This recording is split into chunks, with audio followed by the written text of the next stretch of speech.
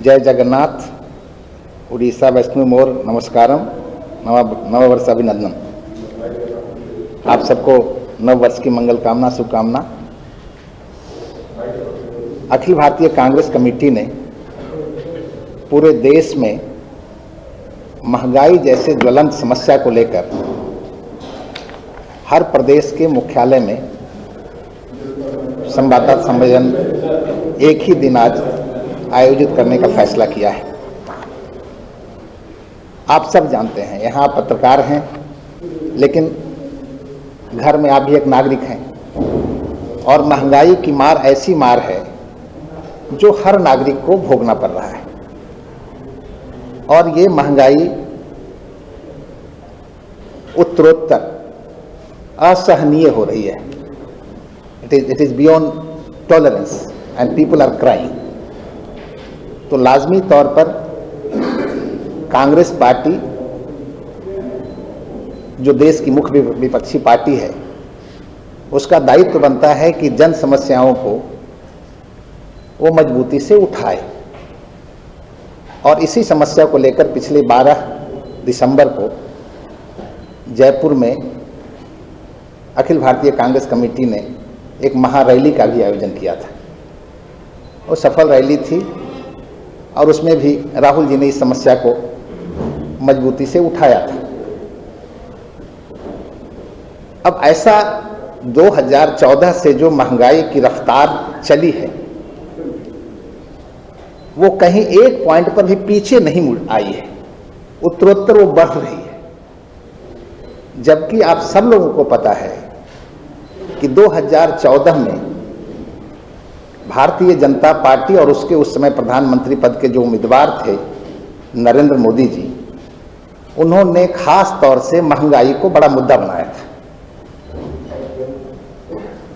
महंगाई के साथ साथ और सारी मांगे थी उनकी और सारे सवाल उनके थे, लेकिन महंगाई एक प्रमुख मुद्दा था। और उस समय वो क्या बोलते थे, वो मैं आपके माध्यम से एक बार फिर से देशवासियों को सुनाना चाहता हूं।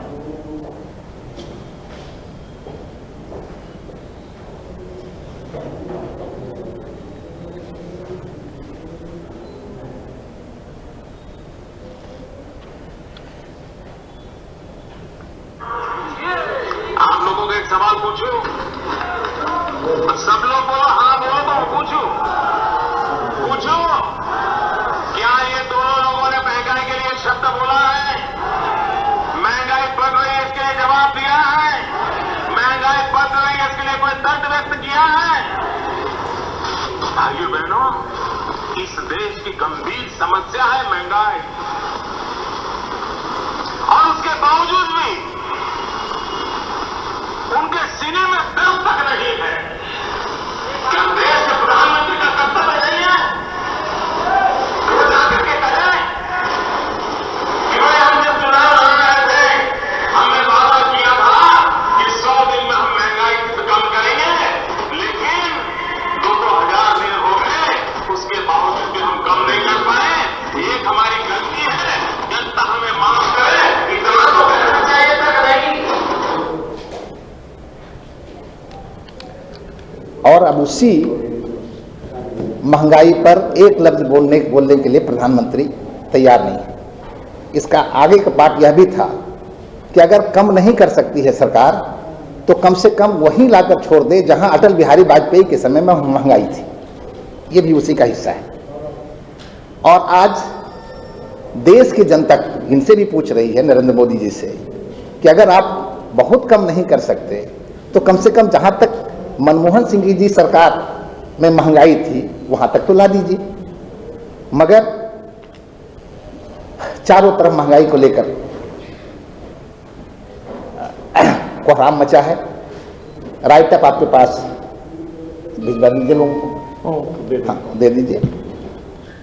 मेरा ये कहना है कि सचमुच चूंकि प्रधानमंत्री नरेंद्र मोदी जी अपने तमाम वादों में से किसी वादे को पूरा नहीं किए हैं, और इसलिए कॉन्स्टिट्यूशनल राइट उनको बहुमत के दल के नेता होने के कारण राज करने का तो अधिकार है, क्योंकि कॉन्स्टिट्यूशनल राइट्स उनको है, मेजॉरिटी के लीडर है, मगर नैतिक बल उनका खत्म हो गया है शासन करने का। He has no moral right to govern this country because he has miserably failed in tackling the burning problems of the Indian people. मैं चूंकि आमतौर पर बातें याद लोगों को नहीं रहती हैं, हम लोग भूलते हैं उस समय मुख्य रूप से 5-6 मुद्दे उन्होंने उठाए थे। महंगाई का मामला कि महंगाई कम करेंगे, बेरोजगारी कम करेंगे, 2 करोड़ हर साल बेरोजगार नौजवानों को नौकरी देंगे, आतंकवाद खत्म करेंगे, काला धन वापस लाकर हर नागरिक के खाते में 15-15 लाख रुपए डालेंगे, किसानों की आय दुगना करेंगे और भ्रष्टाचार समाप्त करेंगे। ये सवाल थे 2014 में जब वो बने थे, उम्मीदवार थे प्रधानमंत्री पद के, ये सब हम करेंगे। और इसमें से एक भी समस्या का निदान नहीं हुआ है, बल्कि उत्तरोत्तर वो तमाम समस्याएं और बढ़ी हैं। सचमुच देश अराजकता की ओर जा रहा है। आर्थिक अराजकता की स्थिति तो हो ही गई है, अपराध बढ़ा ही है, भ्रष्टाचार का आलम ये किसी से छुपा नहीं है कि चंद परिवार, चंद घराना माला माल हो रहा है और आम गरीब उत्तरोत्तर गरीब होता जा रहा है। किसानों की हालत जो है वो सब आपके सामने है। मैं ये कहना चाहता हूं कि सचमुच अगर समय रहते नरेंद्र मोदी जी ने इन समस्याओं का माकूल समाधान नहीं ढूंढा तो निश्चित रूप से इस देश में ये बड़ा खतरा होगा लोकतंत्र के लिए। ये सिर्फ नरेंद्र मोदी और भाजपा के लिए खतरा का मामला नहीं है, क्योंकि जब डेमोक्रेटिक सिस्टम अपनी डिलीवरी में फेल कर जाएगी, जन अपेक्षाओं को पूरा नहीं करेगी, तो लोगों को न सिर्फ नेतृत्व के प्रति अनास्था होगी, बल्कि आम लोगों को जो ये लोकतांत्रिक व्यवस्था देश की है, जिसको किसी कांग्रेस पार्टी ने आजादी के बाद बहुत मजबूत करने की कोशिश किया था, वह पूरा का पूरा सिस्टम कोलैप्स करने वाला है। और इसलिए हम आपके माध्यम से ये कहना चाहते हैं कि अविलंब महंगाई पर सरकार रोक लगाए। अभी ही आपको मिलेगा जीएसटी का परसेंटेज बढ़ा दिया। अभी तत्काल दबाव कई जगह से कांग्रेस की राज्य सरकारों ने विरोध किया है, तो 2 महीने के लिए उसको मुलतवी किया गया है, टाला गया है। लेकिन जो ही चुनाव खत्म होगा उत्तर प्रदेश या 5 राज्यों का, फिर उसको लागू करने वाले हैं। अभी जो माहौल है सचमुच इसमें तो 2 लाइन है बड़ी उपयुक्त जो किसी को अपील करेगा कि वतन की फिक्र कर यारो तबाही बढ़ने वाली है। वतन की फिक्र कर यारो तबाही बढ़ने वाली है, तेरी बर्बादियों के मसबरे हैं आसमानों में। न संभलोगे तो मिट जाओगे हिंदुस्तान वालों, तुम्हारी दास्तां तक भी न होगी दास्तानों में। अगर इसी तरह से मिसरूल चलता रहा तो स्थितियां और खराब होंगी और बदतर होंगी, और जिसको फिर संभाल पाना जो नई सरकार बनेगी उसके लिए भी मुश्किल होगा। इस महंगाई के लिए न सिर्फ मैं भारतीय जनता पार्टी और उसके नेतृत्व को जिम्मेवार मानता हूं, बल्कि उसके साथ साथ देश की उन तमाम अपॉर्चुनिस्ट ताकतों को मानता हूं जिन ताकतों ने समय समय पर भारतीय जनता पार्टी को मजबूत करने में अपना योगदान किया है।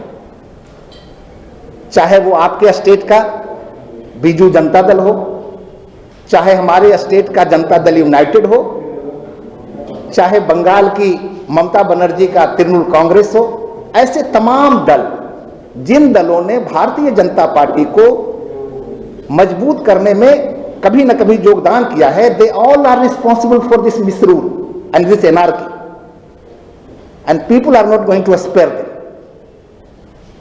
आपके स्टेट में हो सकता है बहुत नेक आदमी होंगे, मैं तो कहीं मिला नहीं हूं, लोगों के माध्यम से कहते हैं कि बहुत नेक आदमी है। भाई नेकता से तो, नेक होने से तो कुछ बात बनती नहीं है।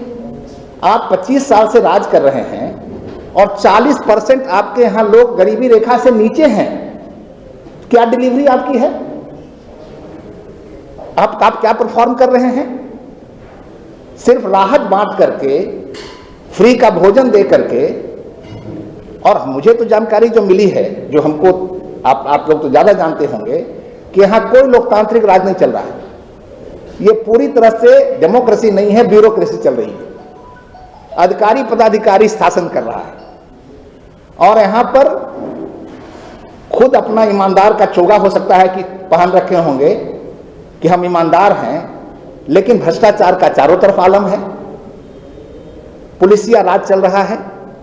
अभी अभी कहीं कोई मामला आया है जिसमें मंत्रियों की संलिप्तता है, मंत्री पर कार्रवाई नहीं हो रही है, लोग एजिटेशन करते हैं, उनको लाठियों से पीटा जाता है। तो चारों तरफ ये माहौल जन विरोधी माहौल है। और निश्चित रूप से मुझे लगता है कि जिस तरह से स्थितियां देश की भी बिगड़ रही हैं और आपके स्टेट में भी जिस तरह से नेतृत्व के प्रति लोगों का गुस्सा बढ़ रहा है, निश्चित रूप से आगे आने वाला 2024 में न तो भारतीय जनता पार्टी की केंद्र में सरकार बनेगी और न ही उड़ीसा में नवीन पटनायक जी दोबारा वापस आएंगे। मैंने ये फील किया है, जो हमको फीडबैक्स मिला है उसके आधार पर मैंने महसूस किया है। एंड ये मैं चाहता था कि आपके माध्यम से लोगों के बीच में जाए। बहुत बहुत धन्यवाद आपको।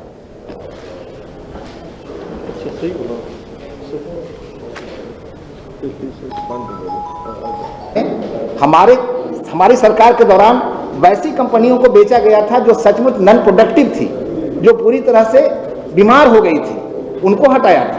लेकिन आज तो पहली बार आजादी के बाद रेल मंत्रालय घाटे में चल रहा है, इसलिए कि रेल मंत्रालय बेचना है। तो एक से एक कंपनियों को बेचने का सिलसिला चल रहा है, आप देख रहे हैं। तो ये बेच रहे हैं कहां से? अगर आप अपने घर में आपके पास मॉरिशस जमीन नहीं होगी तो आप बेचिए कहां से? तो मॉरिशस जमीन आपने बनाया है कि आपके फोर फादर्स ने बनाया है? इसका मतलब 2014 के पहले जिन लोगों ने शासन सत्ता किया है उन लोगों ने ये सारे एसेट्स क्रिएट किए थे। फिर कैसे कह रहे हैं कि 70 साल में कुछ नहीं हुआ है? 2022 में जितना स्टेट का इलेक्शन हो रहा है जी, क्या होगा? 2022 में जो चुनाव हो रहा है उसमें उत्तर प्रदेश में स्थितियों में कंफ्यूजन है। सच्चाई आप भी जानते हैं, सच्चाई हम भी जानते हैं। वो कह सकते हैं कि वहां पर कंफ्यूजन की स्थिति है, लेकिन भारतीय जनता पार्टी खुद डरी हुई है, क्योंकि वहां पर भारतीय जनता पार्टी ने मिसरूल किया है, इसलिए वहां इलेक्शन टालने की बात चल रही है कि टाला जा सकता है कोविड के नाम पर और किसी और कारण से। मगर उसके अलावा चारों के चारों राज्यों में कांग्रेस की सरकार बनने जा रही है। और आप सोचते हैं कि ये जो सारे मुद्दे हैं आम जनता उसको जवाब दे सकते हैं और अगले दिन में उड़ीसा में आपका महारैली होने वाला है? स्वाभाविक है। ऐसा है कि हर स्टेट में प्रेस कॉन्फ्रेंस के माध्यम से जन समस्याओं को, ये महंगाई और दूसरी समस्याओं को उठाने के बाद, जैसे हमारी रैली हुई है राजस्थान में, राज्य स्तर पर भी हम रैलियां ऑर्गेनाइज करेंगे और जनता के इस महंगाई से लेकर और तमाम समस्याओं को उठाएंगे। सर देखिए, मोदी जी तो हर चुनाव में अपने जो भी कार्य किए हैं वो एक ही जनता को बताते हैं और आगामी 2024 से बहुत से राज्यों में उनके चुनाव। 2024 के पहले नहीं, 2024 में बहुत से राज्यों में चुनाव है, जैसे आपके राजस्थान। हाँ है हाँ। मित्र, ऐसा है कि जिस मोदी जी को करिश्माई नेता मान करके कहा जाता है कि मोदी जी के पीछे जनता दीवानी है, तो उनके नाक के नीचे दिल्ली की जनता अब तक क्यों नहीं दीवानी हुई उनकी? वहां पर मोदी जी का क्या हो गया जो भारतीय जनता पार्टी को मतलब 10 भी एमएलए मुयस्सर नहीं हो रहा है? देखिए, ऐसा है, सच्चाई है कि देश की जनता समझ चुकी है, क्योंकि कई बार होता है कि जब आप हाजत में बंद हो जाते हैं तो वहां आपके सामने जो थानेदार होता है वो बदतमीजी भी करता है, गाली भी देता है, तो आप कुछ नहीं कर पाते हैं। वही स्थिति हो गई है देश की जनता की। कॉन्स्टिट्यूशनली ऐसे व्यक्ति को सत्ता हम लोगों ने दे दिया है जिसको कहा जाता है बंदर के हाथ में नारियल। एक कहावत है हिंदी में कि बंदर के हाथ में जब नारियल आ जाता है तो सब लोग डर के भागता है कि ऐसा नहीं मेरे माथे पर मार देगा, मेरे माथे पर मार देगा, मेरे माथे पर मार देगा।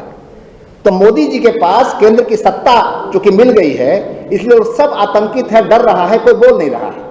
मगर ये किस तरह का राज चल रहा है भाई कि एक तरफ जहां एक छोटी छोटी पुल पुलियर गांव देहात के लोगों को नहीं मिल रहा है, वहां अभी की स्थिति में पार्लियामेंट ऑलरेडी चल रहा है, बिल्डिंग मजबूत है, वहां पर हजारों करोड़ का बना रहे हैं भिस्टा, जहां पर मनमोहन सिंह जी भी तो प्रधानमंत्री बने थे।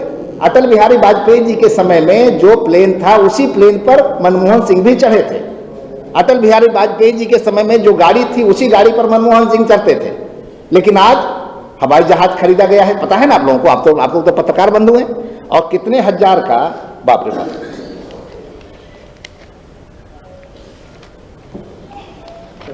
सेंट्रल विस्टा का कॉस्ट हो रहा है 13,000 करोड़ से ज्यादा।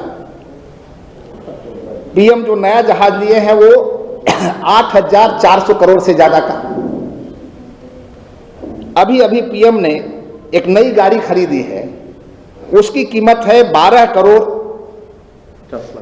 50 लाख, और सिर्फ विज्ञापन पर, मोदी जी के फोटो दिखाने पर भारत सरकार का खर्च हुआ है 4,500 करोड़ रुपए। मेरे कहने का मतलब यह है कि इसी देश में लाल बहादुर शास्त्री जी भी प्रधानमंत्री हुए थे,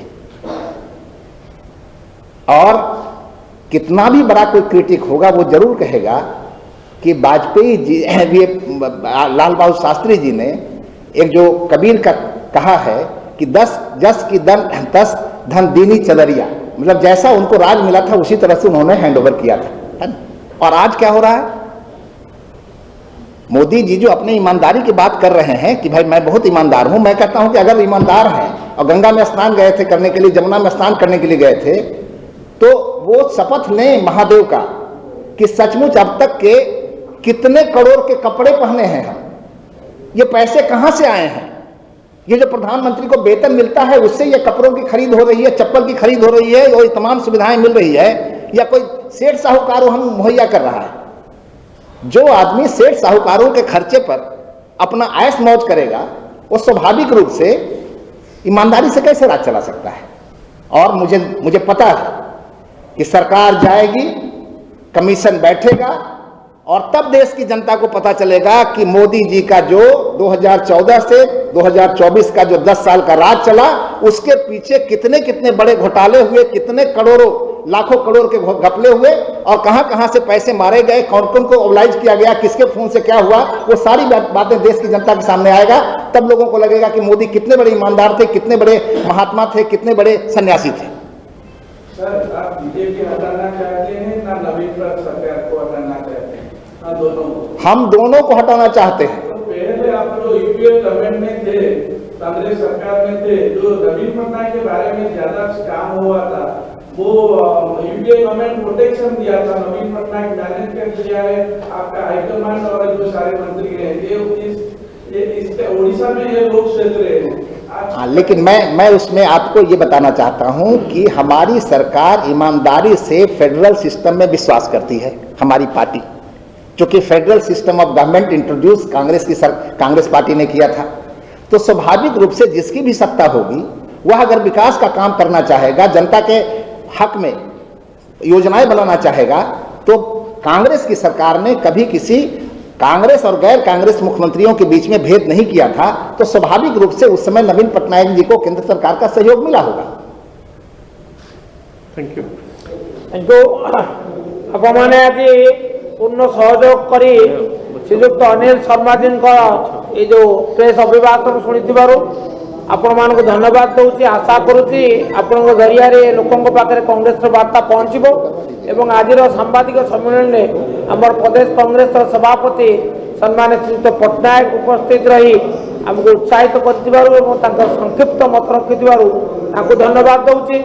आमर गणमाध्यम जे होती आवाहक वरिष्ठ पत्रकार श्रीयुक्त सत्यप्रकाश नायक उपस्थित रही आमको उत्साहित कर धन्यवाद दूसरी एवं आशा करुच्ची जे केंद्र सरकार ये जो महंगा उपहार देशवासी को लोके बुझे एवं बुझे आपण मैंने साहाय्य करेंगे। धन्यवाद, नमस्कार।